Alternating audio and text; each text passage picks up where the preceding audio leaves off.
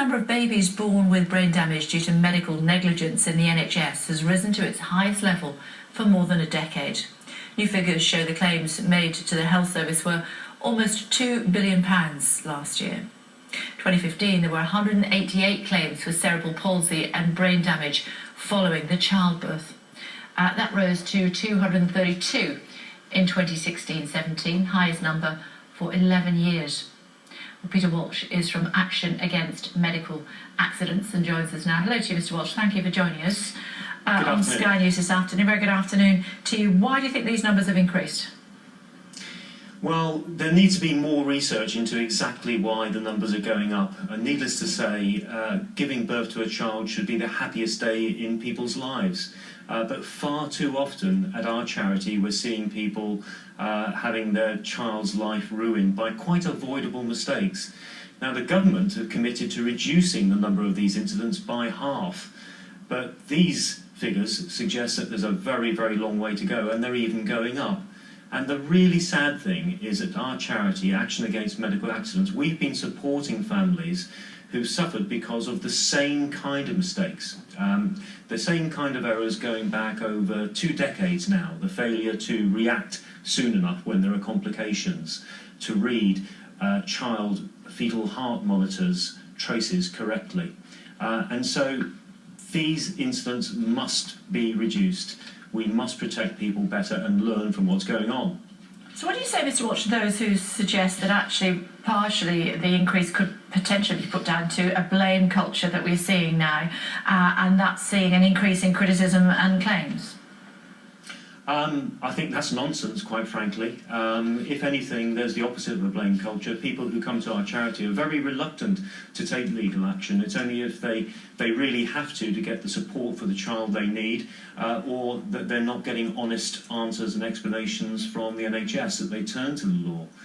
The simple fact is, far too many mistakes are being made. And they're the same mistakes. They're perfectly avoidable mistakes.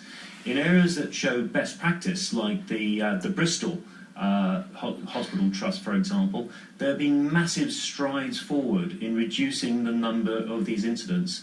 And that good practice and learning needs to be spread across the NHS to reduce the incidence of these incidents. But this is not just about giving birth naturally, is it? That's not what you're saying, is it? That's not necessarily the whole picture there. No, arguably one factor in this, but only one factor, is the kind of cult-like fixation that grew up around putting pressure on women to have so-called natural births. Now, obviously, that's the best for everyone concerned when that can be achieved without undue risk to the mother or the baby.